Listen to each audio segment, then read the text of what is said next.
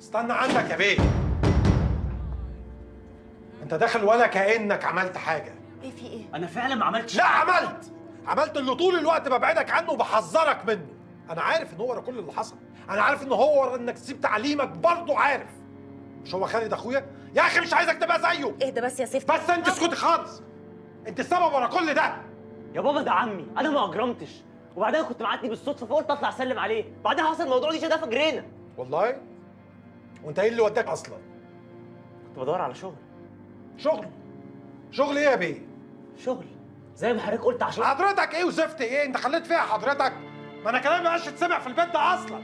يا بابا انا عايز. انا بابا زفت. اللي هقوله دلوقتي يتنفذ بالحرف.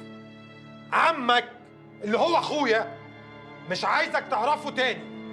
لو شفته في الشارع كأنك ما شفتوش. وده اخر تحذير ليك يا عمر.